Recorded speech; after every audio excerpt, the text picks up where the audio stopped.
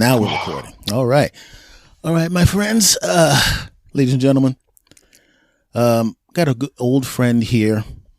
Old friend, and I want to emphasize old. Absolutely. Yeah, mainly the main thing is my buddy Keith Robinson. A lot of you know who he is anyway, but obviously I've known him since 1935. You I never forget the Joe Lewis Max Bellin fight. We went to together. I remember because you just posted something on Instagram talking about people making fun of you because you shaved your face, implying that you're trying to look young. And Right. I'm sitting there going, we all do that crap. I know. Because I'm 52 years old, my damn self, and people go, if I have my hair on my face and my head, I look like Frederick Douglass. You know what I'm saying? But if I shave my head and my face, people think I'm 35 years old. So what do you think I do? You're damn right. Oh, man. People are just, they say what they say, but I'm going to do what I do anyway. Yeah, good. Yeah, when that started, it's not like you've always been that way. Exactly. Because I still remember, because I remember I was watching something online and they were talking about you and a bunch of your friends up at the Comedy Cellar, whooping Bill Burr's ass verbally for the bus show. Oh yeah. And that was classic. Oh God, I mean, I listened to it and I was like, good God, that was a vicious beating. That's the equivalent of whooping somebody's ass, opening their legs and going, go for the nuts, go for the nuts. I know. It was sweet. Yeah. Bill Burr, he had to be the same sense. Yes, he's like a guy that got hit in the knee in a football game, and he's like, take him out. But the thing is, man. I remember, but when I listened to that beating that y'all gave him, I was semi-impressed. But I also know that you've personally given me worse beatings in a car. I know. I've been. Oh boy. Yeah, I mean, I just thought I've been just doing this for years, man. Yeah, so I'm sitting there going, elementary school. Oh yeah, that's what people. That's what I wanted to ask you, because even though I've known you since 1911, there's certain things I was curious about. That's why it's one of the reasons I wanted to get this down, because obviously we're going to run into each other at some point, but I just wanted to get this down. I never got an opportunity, as much time as we spend together, as many hotel rooms and long trips in the car, I never got an opportunity to just ask you straight up, what in the blue hell made you start doing comedy in the first place? I always thought about knowing this stuff, man. I always thought about when I was a kid, doing something to make people laugh. Mm-hmm. And now, when I seen Richard Pryor, I was like, I can't do this. He's too good. Then I'd seen some shitty one-night stands or some shitty comedy specials, and like Grinding Dangersfield would have a show on HBO mm-hmm. with a lot of comics on. So I was like, I cannot be Richard Pryor. He's too funny. I looked at all these guys, and any one, I said, wait a minute, I can at least do that. Mm-hmm. And that at 84, my friend Keith Ashton, R.I.P., I guess you got to say it all the time now. Mm-hmm. He played a song for me, Let Me Have a Dream, without being a dreamer. Mm-hmm. And I'm like, oh, man, I got to stop sitting in my room, holding this shoe as a microphone, and just go get on stage. So in the Philadelphia Daily News, I looked at that one of the ads for comedy, right? And I said, but oddly enough, it appeared Comedy Factor Outlet, Thursday night open mic, and that's how I did it. Oh, so CFO was your first spot. Yes, 1984. Oh, so you got 2 years on me. Okay. Yes. You know what's hilarious is, and I laughed at you because I was 17 when I started in 1986, and guess what I did looking for comedy clubs? The damn Health What? Wanted ads. Because I did the same stupid crap. There's nothing you in don't here, know what to man. do. That's Like, why. how can I find out what to do? Yeah, because let's be honest, that was the comedy boom, but nobody knew what the hell was going on. You know, Right. and because I started at the Comedy Works for 6 months, and then I moved over to where you were at the CFO, which was hilarious. All right. And for those And that listening, was 86. yeah, 86, yeah, because the thing was you were already good when I started, which was annoying. So No, you know what was annoying is I stuck and thought I was good. mhm. Yeah, well, see, That's more annoying it, than really stick and well, think that you're doing something good. oh yeah, especially Oh when you my have two good God. set, you have two good sets in a row. You think, I swear to goodness, my first night was January 8th, 1986. I kicked ass at the Comedy Works in front of 16 whole people. I was already counting my HBO money on the train home. Oh, that's funny. I was like, yeah, But I'm get this HBO special real quick. I'll be 17 and a half by then, And then, yeah. but what was funny is as I doing stuff, I already got an article in the paper about that. Mm-hmm. I mean, Daily News, the Inquirer, big article. Oh, the name for this button, Keith is going to be a star. So I'm thinking I'm funny as hell. But how no one's as funny. My mom had a nerve, on the Comedy Factor Outlet. They will videotape your set. Yeah, I remember that. And they gave me the videotape. And mom provided everybody in the neighborhood over to watch my set. So they sat down, ready to watch my set. And I got in 1 hour early. And he's like, they're watching like 3 minutes in. And he just couldn't take it no more. Take it no more. And he said, Virginia, your son stinks. Your son stinks.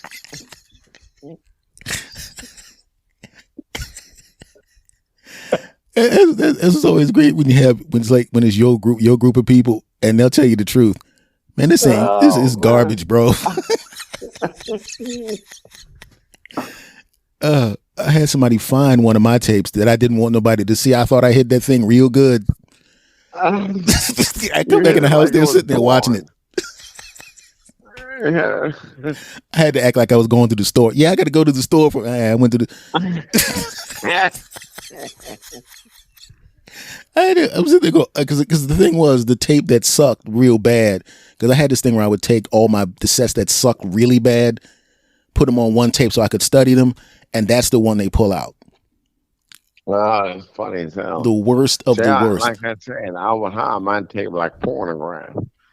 Man, and stick it under the bed somewhere. It's like I'd rather them find them tapes of people boning than that crap. And then when I finally got my hand on the tape again, let's just say it accidentally got stomped. I stomped that thing because I didn't even want to see it again. I stomped it. I pulled the tape out through it, and I was like, "Ain't nobody seeing this bull crap ever again." Yeah. Oh man! So Oh, that's funny. now I remember one thing. I remember when I remember you disappeared for a while, and I think you had started opening for some people in these big venues because your performance style changed. You were, Oh, yeah. you came back performing big, like your physical performances were different. I was on tour with Bunny Mac. Yeah, because when you came back, I was like, "What the hell?" I could tell. I was like, "This brother's been playing like 3,000 seaters." Yes. But you had to pick up because I remember talking to Sidbad, and the thing with Sidbad was always blame him and give him credit for my dress. Mm-hmm. They would say always wear bright colors and then move around. I'm like, oh, okay. And I did it. But I was, following sit back because you still, even years in, still trying to figure it out. Well, I would like to blame you because like I said, we had an older brother, younger brother relationship. So everybody that made fun of me online for them dumbass shirts I was wearing, this bastard right here is the reason I wear those shirts that look like somebody vomited. I look like Italian dude vomited pasta on my shirt. Yeah, man. You just go to jet skiing and the ball, you go to nice jet skiing and get down. Oh man, Get I went. yourself some decaparitis. The funny thing about it was because that's when we all started making some money. So I slid down and I bought like 8 silk shirts that were equally stupid looking. I swear, I was on stage like, yeah, I look good. That's funny as hell. Oh my goodness. But that's the thing though, because after you started doing that, because I remember you used to when that's one of the things I always respected. Obviously, I respected you as being a great comedian, but and my friend and all of that. But I mean, that's beside the point. You already knew that part. But what I always liked was because I was talking to Ralph. Ralph was on the show and he was talking about so he said some stuff that I knew already. I knew that you had made a lot of sacrifices in your original entry into New York. Right. I knew that you made some huge sacrifices because we've all done the stay by in the car thing. We've all done that. And it's such a pain in the ass. But the thing is, you got to do it, especially because I went to L.A., but you got to do it. So when you started going up to New York, what was that like when you were, because it's like anything else. There's so many great comics in New York. There's also a lot of comics that are but there's a lot of great comics, but you worked your way in and got in to be one of those. Right. So what happened is first thing first, I was like, man, I gotta get to New York. And I told Wanda Sykes at the time, look, we're moving to New York. She said, what? We're moving to New York. And she ended up getting an apartment in Jersey, which was like a half hour from New York. But that was still good, So me and her would go in together, back and forth, back and forth. And then we start getting the flow, But like Ralph was already in, everybody knew Ralph. Ralph Harris. And pissed me off. And but they already knew Dumb Ralph. So I was like, man, we gotta get in good. But by the time we got in good, stupid Ralph was off to LA about to have a TV show. So, but then we got in and, we go to LA and, me and Ralph would hang out. I remember one time we stayed at a hotel together. I forget the name of the hotel. It was his buddy. And, like we were riding down the street. We're like, wow, we're in LA. You know what I mean? Because it is a big move. But you dream about being in Hollywood. But you don't know how you're going to get there. Oh, I know. Right. So, right, I know. But, we were finally there doing stuff. Ralph had his agent, whatever. I think Ralph got me on at the Laugh Factory a couple of times. You know what I mean? So he looked out. And we just had, and then Wanda started to come up more and more, and boom. So New York led to LA. I remember going to New York, LA called us out there. Yeah. I remember lugging your ass around in my car out in LA a bunch of times. Oh, yeah. Every time I saw your ass, I was like, Do you ever come out just to visit? Because every time I see your ass, you're coming out to tape something. Right. I was always taping a little something because, back in the early 90s, every TV show is just a lot of TV shows, Mm-hmm. comedy shows to tape. So I was out there for that, out there for for meetings with execs and all that. So you get used to it. What did you? Because this is something. Because we obviously grew up in the same area. And see, when I went to New York was not culture shock for me at all. It just felt like a bigger Philadelphia. But Los Angeles Yeah. was like, oh Jesus, But the energy was so different. Yeah, scary. I mean, what did you feel like when you went out there the first time? What did that feel like to you? It felt like I arrived in a place that I should be at. Mm-hmm. Because that's where the big dogs were. Chris Rock, you know what I mean? All of them. Dave Chappelle, Dave. I remember Dave asking me, I seen him in Baltimore, what should I do to whatever? And I said, go to New York, I guess. Talk to a guy named Barry Katz. And whenever. By the time of me and Juan got something to New York, they was as big as anything. All New York was talking about Dave, like Dave. I'm like, oh shit. You seem to be giving a lot of good advice to people. Because I also understand that you were instrumental in a person by the name of, I think is Kevin Harrett. Hold on, Kevin Hart.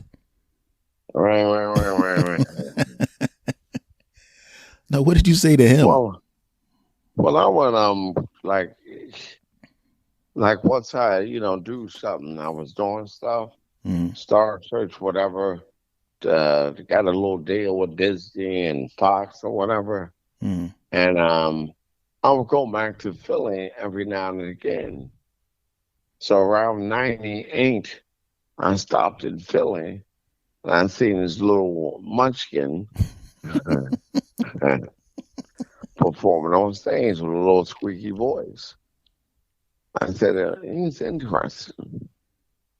And I said, hey, young fella, what's up? I'm going to bring you to New York and introduce you around. Now, he was really young fella. He was 19. I don't know if I look like some sort of pedophile.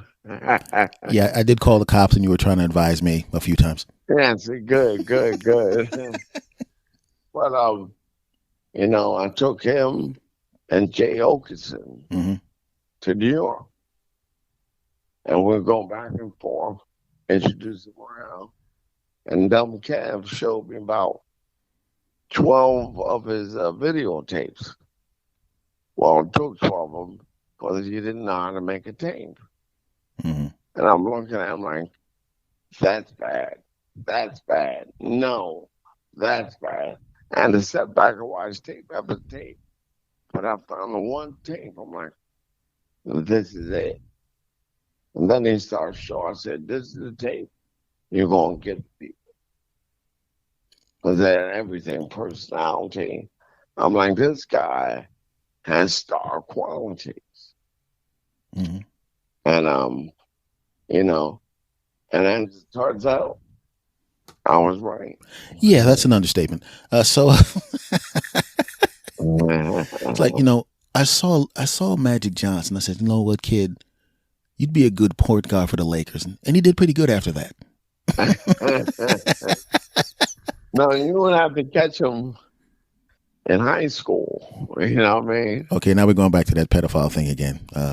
Well, you got to catch him. You running for Congress or something? Get the good act. If you want good acts, you got to go to high school. Sound like a congressman over there. But that I know, right? Yeah, that's an interesting story too, because it was really a weird thing. Because I remember I talked to you right around. Obviously, we've talked since then, but I mean, I talked to you when you were doing the Colin Quinn show, the show with Colin Quinn and the Oh, guys. tough crowd. Tough Crowd. And you know what the funny thing about that is, if that show was to come on right now, it would stay on for like 10 years. I know. You know, It was ahead of its time. yeah, it was because I'm watching the show and I'm going, this show kicks ass, man. This show Yeah. rules. And but when you were doing that, what kind of impact did that have on you? Because I knew that you were doing the Opie and Anthony show. Is that right? That's right around the same time as that. No, tough crowd first. Mm-hmm. And then from there you went over to O&A. Okay, we'll go back to Tough Crowd for a second before we get to O&A. When you did Tough Crowd, I mean, because you were writing for the show, correct? Yes. So what exactly? I mean, when you were doing that, what kind of impact? I mean, could you see the impact in the audiences or the type of audience that you were getting when you went out and performed after when that show was running? But for me, when tough crowd was going on, see, my mom was very sick. So I never got to feel anything from tough crowd because I wasn't feeling nothing. Mm-hmm. I wasn't feeling funny, nothing. Because my mom was sick. Yeah. So it was hard for me to enjoy anything at that time.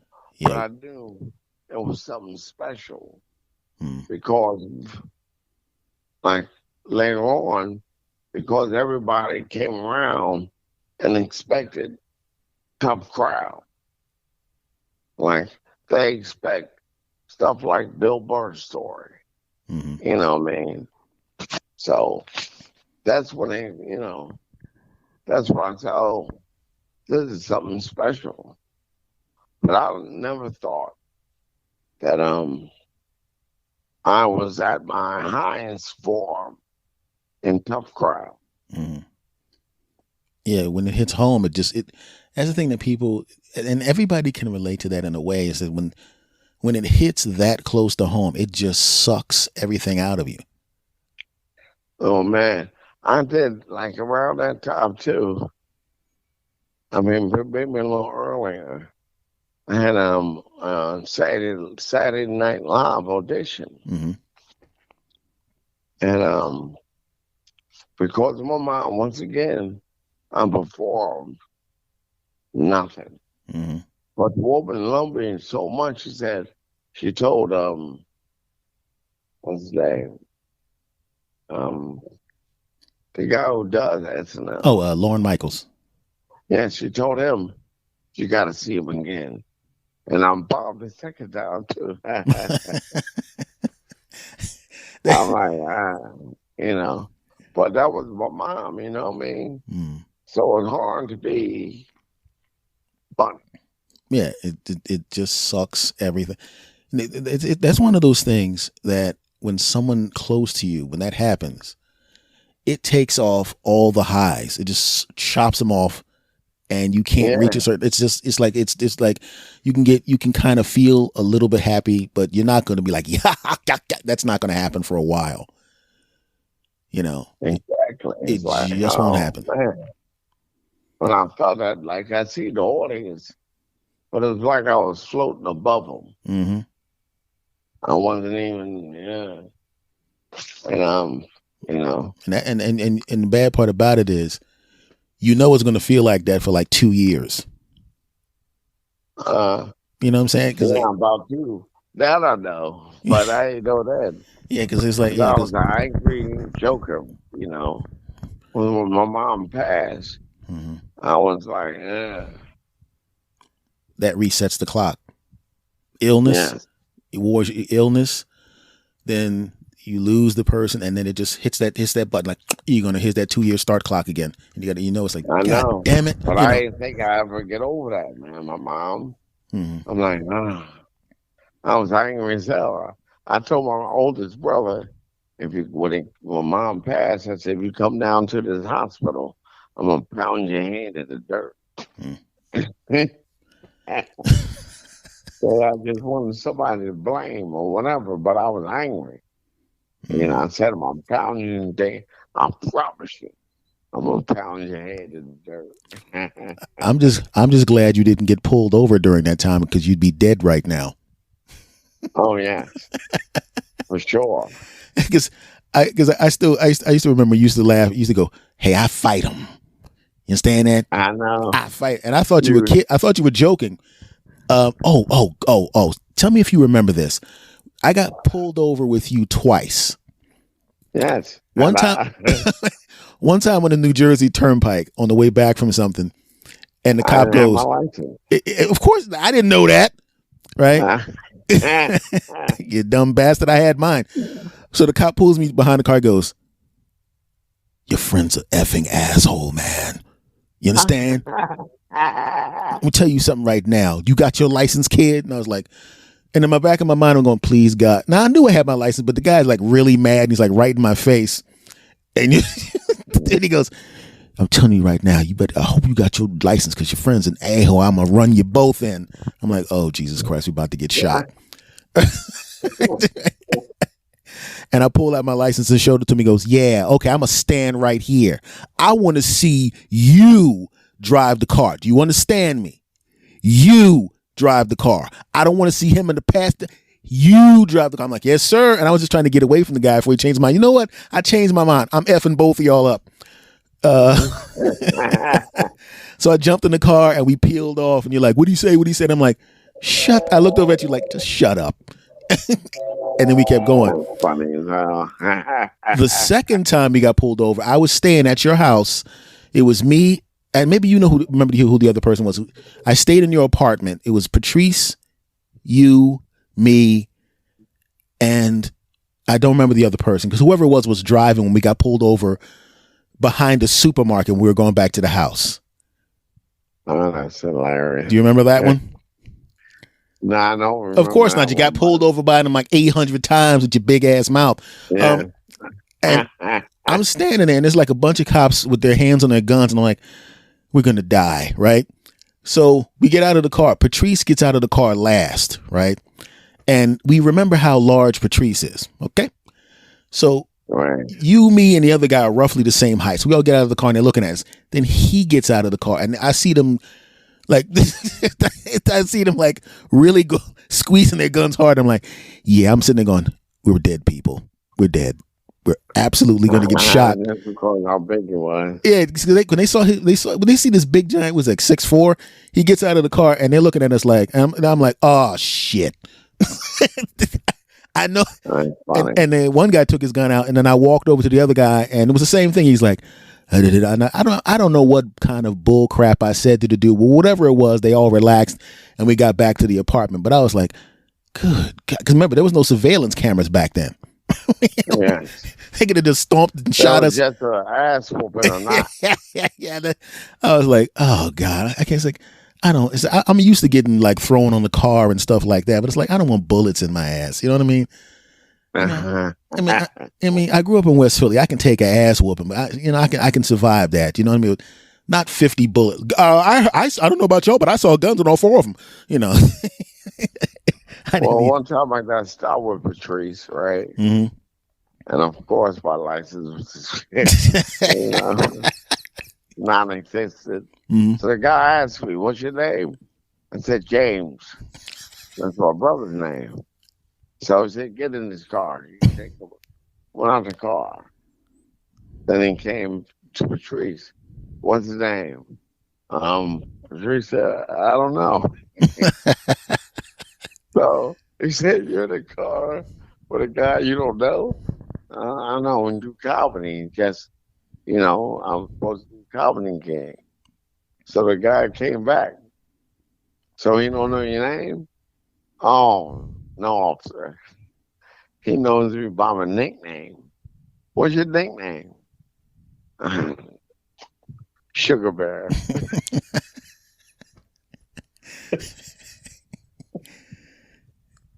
And he asked Patrice, "What's his nickname?" He said, "Man, I don't know."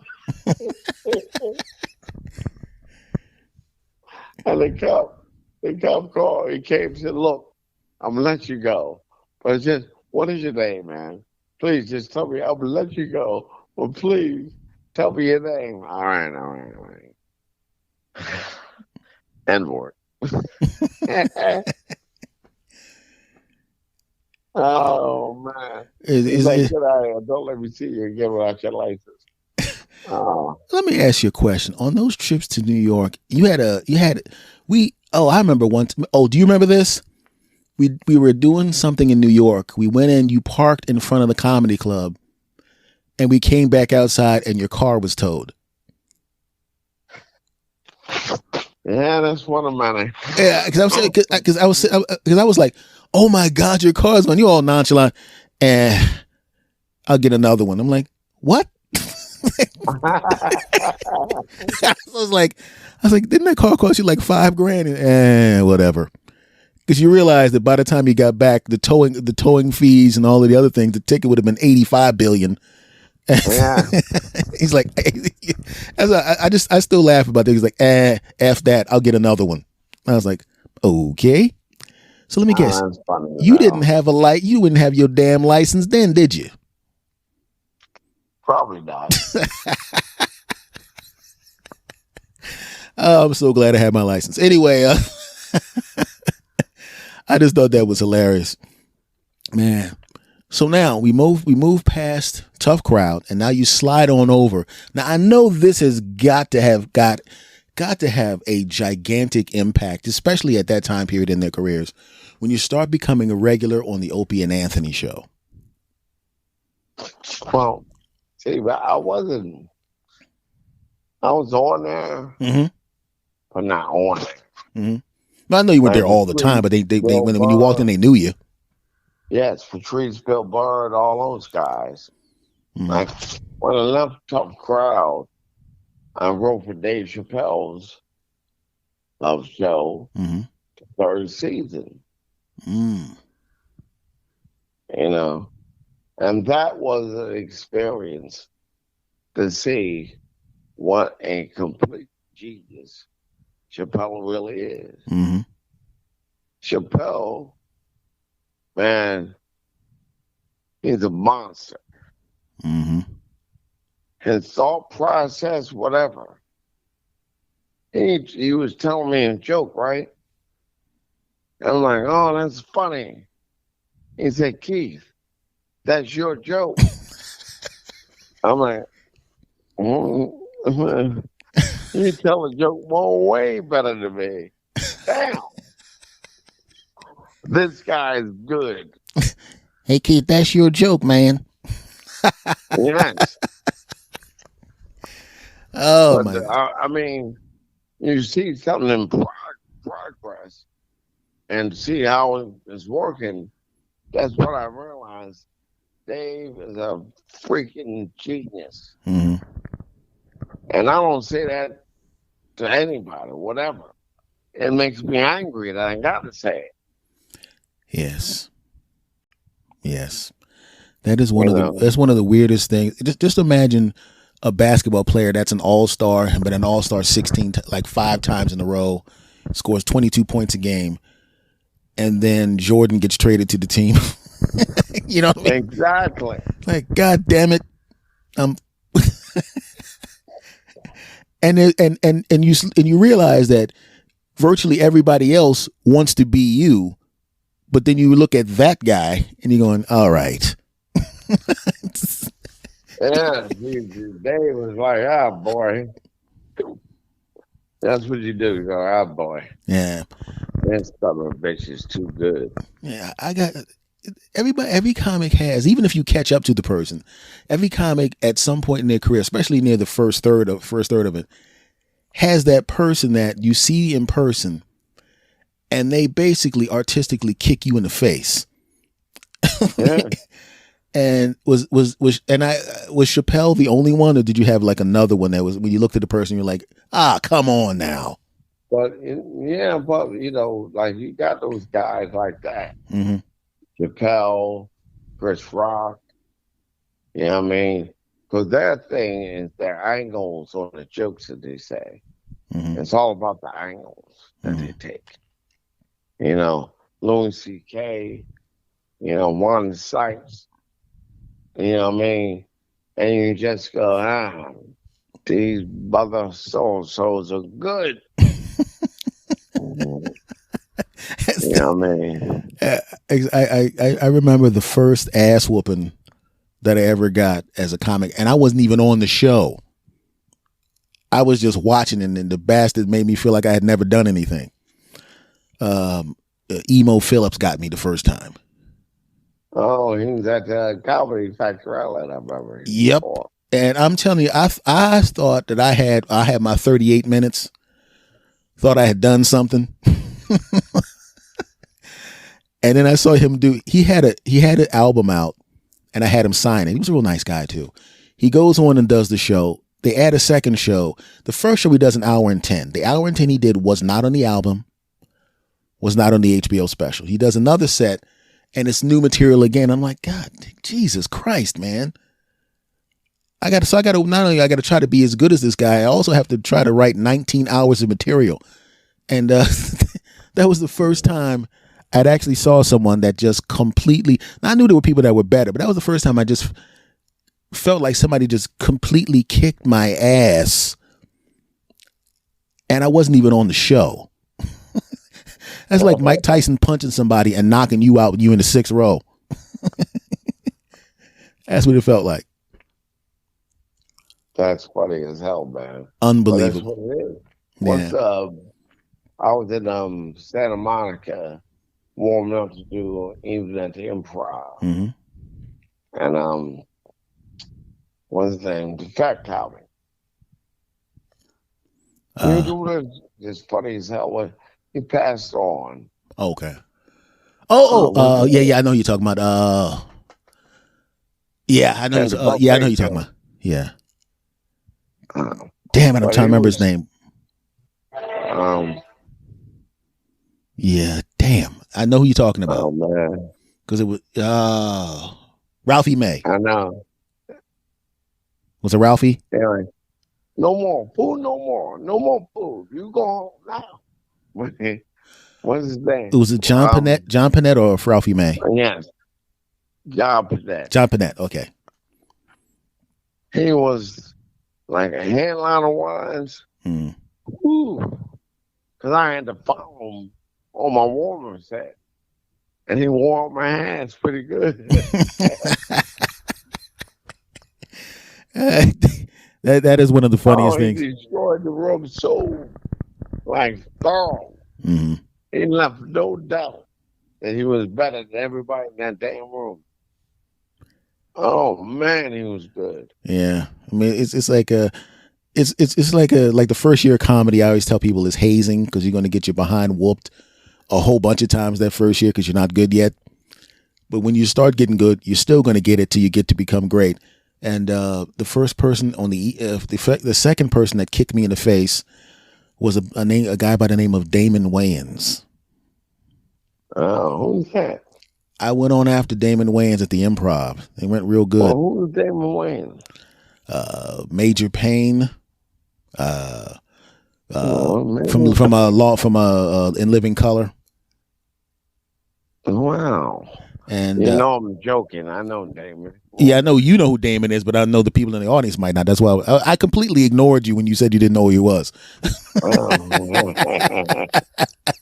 That was more for the people listening. And it was like, because I was like, and the thing is, I thought he was only going to go on for like 10 minutes, and he didn't stay on that long. I mean, for a big star, he didn't stay on long. He only stayed on for like 30, which is not a big deal at like 8:30 at night at the Improv. So that wasn't really not a big deal. And my set went okay, but I was like, it's like you can look out and you look at the people laughing, but there's something inside of you going, I know you guys are laughing at all these jokes, but there's also a part of you going, yeah, that's cute, kid, but you're not Damon Wayans. You remember Damon Wayans used to be like the next guy in line, like prior.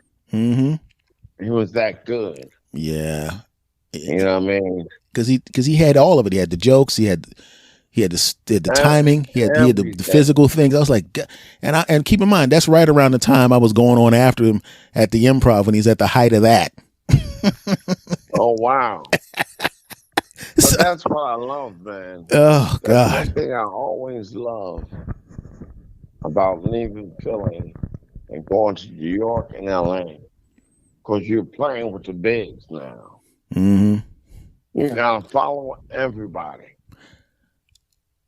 You know what you just Man, I remind? see a lot of Philly comments. Mhm. Yeah, nobody in Philly can follow me. Shut up. First of all, yes, they can. Yes, I know, but that's the first thing. But I'm just saying, it's like, come on, man. You know, it's like I was in New York for a while. I lived in LA for 7 years. So I was sitting there with, you know what I'm talking about. I'm not telling you anything you don't know. Absolute machines. You know, it's like, and Yeah, after you go through that ass whooping in those places, like nothing can really touch you after that because you already, it's like that medicine ball to the stomach if you're a boxer. After a few years of that, you know, exactly. a left hook is like, that's all you got. Exactly. That's the whole thing, man. You know what I mean? So, And now we move past O&A. I got to talk about, man, because I got to talk about your specials there, bro. oh yeah, back of the bus funny. Yeah, And anybody who don't know what back of the bus funny means, come on, man. yeah, Come on, you got to know that. you got to see. All the funny people and the gangsters is always on the back of the bus. Yes, indeed. Yeah, 'cause as a fellow Philly guy, yes, you're right. I know. It's like What was your bus? What was your main bus? A 33? 31. 31, yeah. Mm-hmm. Mine was the 29. Yeah, well, you're more likely to get shot on the 29 than us. Yeah, and well, but here's the thing with the 29. Like in the 70s, you ride the 29, the race rides was heavy. Mm-hmm. And they had a day, the white boys had a day called Kill a Nigga Day. Mm-hmm. And they were shaking loose and it's, controlling. Mm-hmm. And they try to, do whatever they do. It was like, oh man, we poor white guys consistently. I still remember when word would rush through the school that people were coming, right? Yeah. And I'm sitting there going, oh God, I'm looking out the window like, yeah, this ain't gonna be good. But they should have had a forecast, like when bad weather's coming or something like that. Yeah. High chance of ass whipping. Oh, it's pretty sunny outside. That means the ass whoopers are in full effect. The white guys are all shirtless, waiting. 80% chance of ass whipping. 20% chance of stabbing. And because it was really weird because you knew something was up when the teachers would normally they would and that's that pissed me off. They knew you were getting out at 3. They would make your ass work till like 2:59 and a half. And I'm like, it's like, could you just? But when they started wrapping up the lessons at 2:45, you're like, oh God. Even they know. It's like you look at the clock and you're like, well, that's it for the day, kids. I'm like, oh God, I forgot. And you walk out in the courtyard and you're like, oh, I'm gonna have to punch strangers just to get home. And we had a school called Auden Reed. Auden Reed. It was and the nickname of the school was Prison on a Hill. Yeah, well. Well, alrighty then. Well, it's like, Mom, you know the name of the school is Prison on a Hill. Why would you send us to that school? But back then, they'd research schools. Whenever school was closest, that's what you went to. Yeah, they didn't give a crap. They were like, look, shut up and go. You see somebody, you go into the school, some kids being stabbed and beaten, and your mom like, that ain't got nothing to do with you. You just do your work. You're here to work. You're in Yeah. Did you get any blood on your paper? You're here to work. I'm like, what? I know you didn't get no damn blood on your homework this time.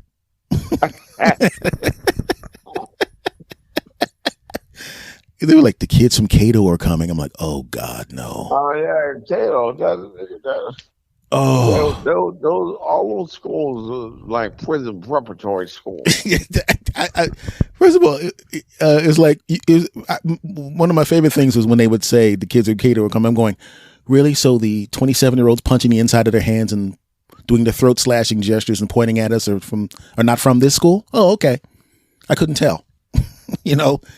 But Uh-huh. it was an interesting thing to try to navigate that. Fortunately, my hands were pretty nice, thank God. So so I was able to not get. I don't have any stabbings or anything like that. I just heard things like, "Oh, little man got hard, little man got hard," and then after that, they left me alone. It's like, thank you, Jesus. I mean, would like to pray to Jesus right now and thank him for keeping you from getting stabbed by these idiots. You know what I mean? Right, but that's the whole thing, man. It's like, man, it Well, was rough, well, but well. that was fun. But that was, basically what the special was involving. Mm-hmm. Back in the Bucks Bunny, just that, just dealing from that to political stuff, Mm-hmm. whatever. But I was mainly wanting to focus on that family, me, my love of prostitutes. You know Yeah. what? I'm not going to Can I comment. say this on here? Uh, I love a sweet prostitute. No, I'm joking. First of all, A no, little he's not joking. And second of all, bit. and second of all, you can say what you want. This is, you remember, you're on your boy's show, so you can say what you want. But I just get a kick out because, like, because the thing is, you admit to stuff, and I've done certain things that I refuse to admit. Nothing. I mean, nothing. Ah, Nothing like what Keith's done. Of course, I usually spend my time at church socials, and I'm actually still a virgin at 52. I just wanted to point that out. Saving myself for marriage. Anyway,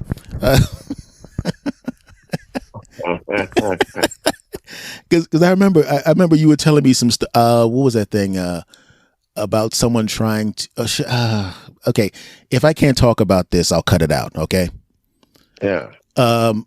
Someone trying to blackmail you with some photos. Oh yeah. Well, this girl called me in an instant messenger, Mm. right? And she's like, oh yeah. She showed me her tits and all that, showing everything. And she's like pulling out. I said, sure. And she took pictures. And then later on, she said, yeah, you better call me or I'm going to post all these. I said, you dumb bitch, post them. I'm talking about all in my act anyway. You stupid idiot. I'll post. But what's my penis look good? How's it look? That's the thing about that I think is hilarious is when someone tries to blackmail a professional comedian. Right, I told her I'm a comic. I'm talking about that. You dumb, I call her all sort of dumb bitches. You dumb bitch, post it. Matter of fact, give it to me. I'm gonna post it. I would dare somebody to say that to me. I'm like, oh no, I'm going to get more women. Right. Oh, You don't just do like that. get out of here with that. It That's ain't nothing but a commercial, blackmail. honey. Right, you cannot blackmail me. That's I'm sorry. Yeah, Sorry. I just thought that was hilarious. And for the record, I just want to let everybody know that's listening that I, of course, have never sent any pictures of my junk to women, no matter what anyone might say in the future. And there's any pictures of my 20-year-old junk rolling around out like that, I just want to say right now that that's not me, and it's a dirty lie. Thank you. So Good enough. Now that you cleared that up. I'm just sitting there going. I sit back and I watch what's going on with people right now, and I imagine myself some of the stuff that I've actually. Remember, I work strip clubs too. So some of the stuff that I actually have done, and I know that you've done. It's like if there was social media back then, right now, you know how many pictures of my junk and ass would be floating around right now? Exactly. I was like, is that S. Anthony having sex on the back of a flatbed truck while it's driving down I-95? Nah, of course not. What are you talking about? We actually have pictures of you. Nah, that wasn't me. That was my brother. Yeah. Even though at the time he was like, he's much younger. Okay, it was me banging on the back of that flatbed in the back of that Dodge Ram. So what? Deal with it. I was good at it. Shut up. One time I was on, Periscope. Mm-hmm. You know that app? Yeah, I remember Periscope. Yes. So I'm in Baltimore with a young lady, Mm. and we're in a pool, and I'm start talking Nancy to her. But unbeknownst to me, I turned my Periscope on by mistake. So I'm like, yeah. Open it up. Oh, yeah. Show me in titty. Show it. And I get a call. One time, I get a lot of calls, actually. First, a guy named Marunzio Vance called me. Mm. Keith, what are you doing? Huh? What do you mean what I'm doing? You don't need to know what I'm doing. Everybody can hear what you're doing. You're on Periscope. And Kev called me, yo, stupid. Stop what you're doing now. All I'm going to say is you better thank your lucky stars that I wasn't on the phone at the time. Oh, my goodness. Because I would have called you and all you would have heard was laughing. Hey, Keith, you dumb bastard. You said, yeah, girl, take them things. I'd have laughed your ass. Yeah, that's all. You heard a real, a true pervert. All you can hear me today. Oh, man, that was funny as hell. That would have been my free shot to get back at you for one of them beatings you tried to give me on a ride, one of them long rides. Yeah, man. That thing happened. But I was laughing, hey, it is what it is. Not after I got a hold of that audio and it edited it, you wouldn't be laughing. You chop us up and make it more perverted. But you know the guy, Jeffrey Tubin? Mm-hmm. He was called jerking off on yeah, I saw that. he was having a Zoom meeting. All of a sudden, he's getting bored, I guess. And let me just jerk off real fast.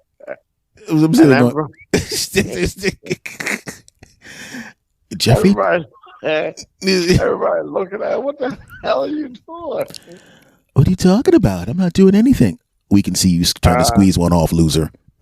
Yeah, like nobody was paying attention. Everybody had a full view. They fired him from a lot of places. You don't fire nobody for mistakenly jerking off. What kind of bullshit is that? I just want to say right now, what you just said was, you don't fire anybody for mistakenly jerking off. You just said that. And that sounds like someone who realizes something may be coming out in the future. Oh. It's like 3 months ago. We have a video of Robinson jacking his thing off in a Zoom meeting. Remember when Steve's show I said not to fire people? During the pandemic. That was a marathon. You stuck in the house? Like, all right. What do I call next? So, you got about 24 minutes? But I had this girl lived in Germany. When we fooled around in America and all, and she lived there in New York. Mm-hmm. But she moved to Germany, but she started calling during the pandemic for relief. I was her relief pitcher. We go at it. Ooh. But I noticed she ain't calling no more. Mm-hmm. And I called her, what's going on? Oh, my boyfriend's here. Wait a minute, I was a side piece on the video thing? She had you in the Zoom waiting room. Yeah, I was I'll become a side piece on Zoom. We got to come up. We get it. Hey! I just thought of something. That's the name of your next special, Zoom Side Piece. That's funny as hell. Yeah, Zoom. Now, Well, now we talked about stuff. Now we got to talk about your health, you bastard. We got to talk about that. yes. Now, okay. Now you had a stroke. Now I didn't know about it till a little while later, and I heard you telling the Well, story. And I wanted to like slap you in the head when you were telling me what was going wrong with you, and you're not going to the damn hospital. see, this is my second stroke. We'll get to that one in a minute. We're gonna talk about the first one when you're not Now, the paying first attention to. Damn one, it. Mm-hmm. I notice every time I have a stroke, I get really good shape. Mm. So I figure one more stroke, I'll have a six pack. Ah. I just do one more now. But the first one, I had a stroke all day long. Mm-hmm. You know, like in the morning, and I drove to Philly to get my passport, about to go out of the country. And drove to Philly, everything was going like, oh man, I almost couldn't see. I Mm-hmm. almost went blind, I think. But I took a buffering. Everything came back. One, another place, my lane started to go down. So my cousin comes over. We all hanging out outside this venue. And I'm like, hey, man. He said, what's wrong with your leg? He said, you may be having a stroke. I'm like, you wimp ass Reed. Only Reeds have stroke. I'm a Robinson. Robinson's a real man. I got my car, drove off, drove back home, took a nap, right? Got up, went to the city, did a podcast. Mm-hmm. Right after the podcast, I got weak as shit. I limped to my car, right? Mm-hmm. Drove back home. My girlfriend at the time drove me back into New York to Mount Sinai, Mm-hmm. and boom. And that was it. But before, right, well, let me correct the record. Right before the ambulance, right before they try to put me on guarding, take me in the hospital, I got on the ground, did 15 push-ups. Let them know I'm a man.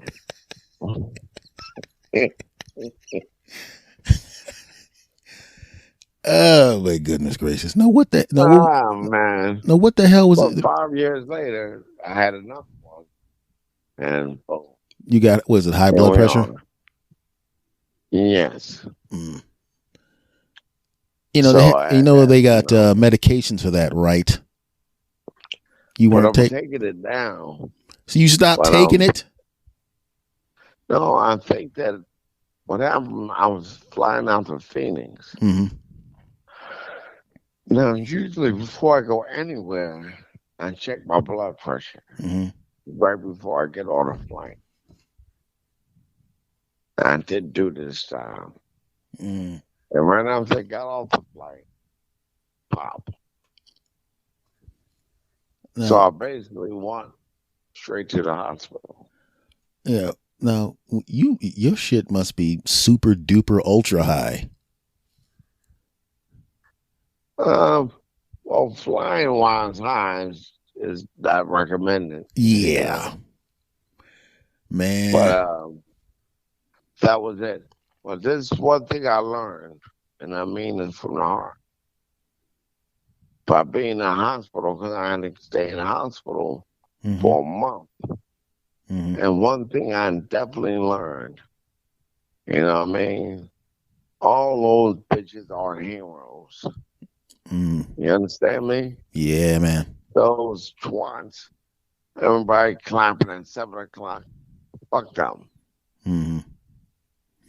I would just like to. They're the worst. The absolute worst. I'd say like 4% of them are good. Mm. And maybe less than that. I was in the hospital, right? Mm. Now, I also got COVID while I was in the hospital. Oh, gee, what the?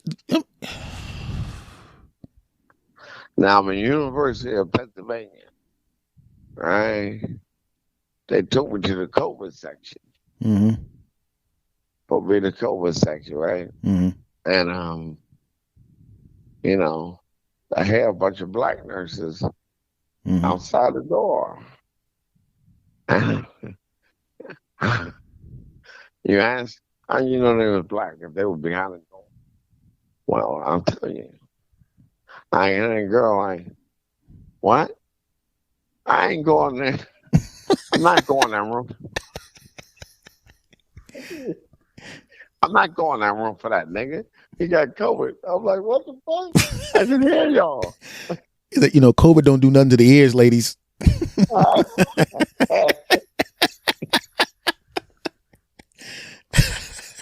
Oh, shit. That did give me a good laugh, though. But yeah, man. Being in the hospital, soon as I got out of the hospital, I got better. Mm-hmm. So, yeah, because this is an interesting thing because I was watching something that you did. You did a spot on one of the Comedy Cellar shows. It was on TV. Oh yeah.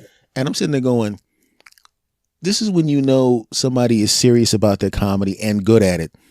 I know I know dudes that have never had a stroke, never had COVID, have no excuse for being lame and sucking.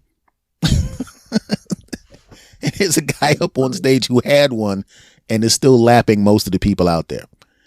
Because you were still able to handle business. I was proud of you. Yes. I was really proud And of you, man. we did before I had a stroke, we did a HBO Max special. Mm-hmm. Drive-in special. Oh yeah. Yes. And the cars, horns beeping and all that. Mm-hmm. But it was so good to mark the territory. 2020 was a bitch. Mm-hmm. Besides just having that stroke in 2020, 2020 was a motherfucker. Okay, I want to stop you for a moment because I forgot to say something. If there are any nurses out there, I just want to let you know that I think you're all incredible. The hell with Keith.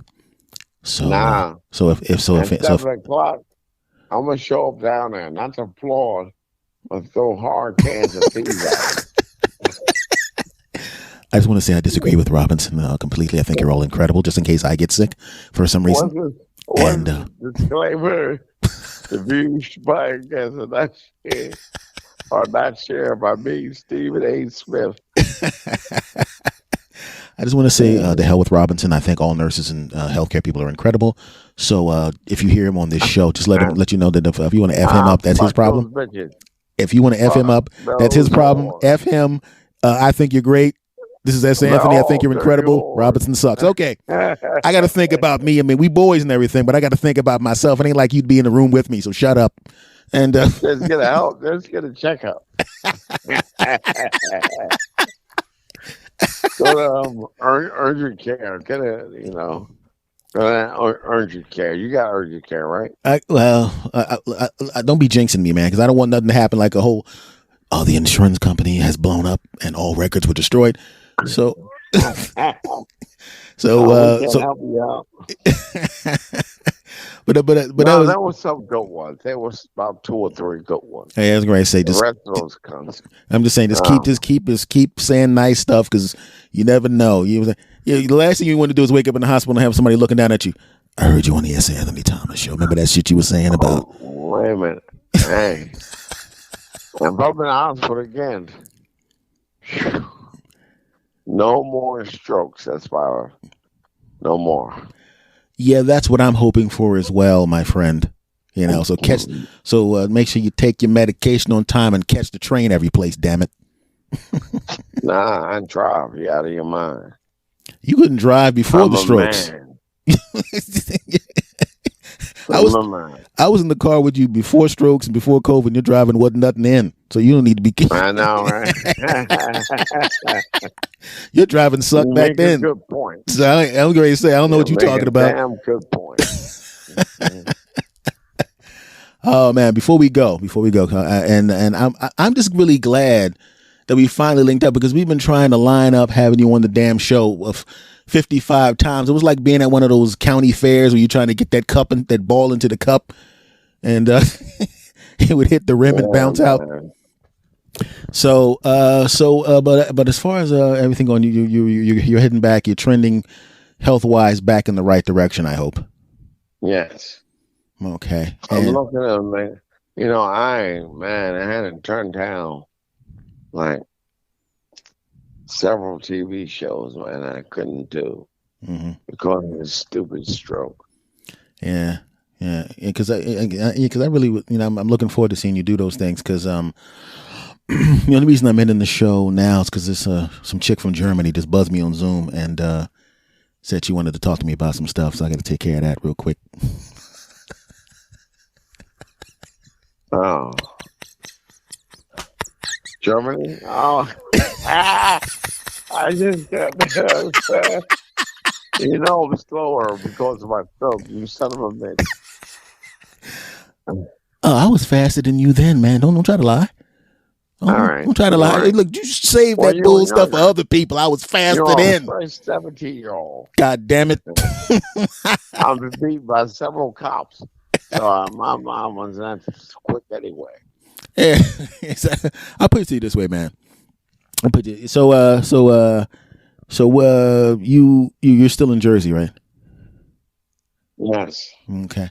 So how long do you think until you pick up the microphone again and handle that business, or are you doing it already? Oh, no. September probably. Okay. This is my first podcast I actually done. As far as I'm concerned, this is the only podcast that you've done that counts, my friend. Okay. Oh man. The hell with the rest of them suckers. No, I'm just kidding with you. Well, let's be honest. You really had no choice but to do this podcast. One, we've known each other since 1835. But yes. Two, I know way too much of your secrets for you to even think about turning me down. I told about a few of them already. You told the ones you wanted them to know. Don't try to act like you said everything. All right, damn it. Extend this shit. Oh, then we have one thing to say. Shit? It rhymes with goats and anal. That's all I'm saying, and I'll keep it. Nah, man. Man, man. Again, brother, man, I just want to thank you for doing the show, my brother. 'Cause like I said, I've been trying to catch you. We've been missing each other for a while, and more importantly than doing the show, I just wanted to rap to you because we hadn't talked in a while. The fact that it's being recorded for a show is kind of a side thing, because I wanted to talk to you anyway. I hadn't talked to my big brother in a while, and I wanted to do that. Yes, sir. All right, my brother. I mean, it's been been good chatting with you. I forget all the shit that we did. Yeah, this is I got some stuff on you too, young fella. Yeah, well, just so you know, as soon as I stop the recorder, I'm going to record all the embarrassing crap I've ever done, and then I'm going to immediately put it out. So, the hell with you. All right, my brother. I'll talk to you later. Thank you very much for coming on, my friend. Yes, sir. Much love to you, and take care of yourself, brother. All right. Okay, take care.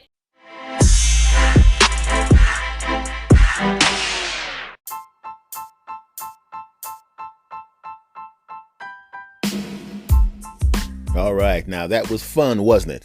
Told you. What did I tell you? Have I failed you yet? No. Will I fail you? Also no. Thanks again for all your support. Much love to everybody, and I'll see you again next time. Take care.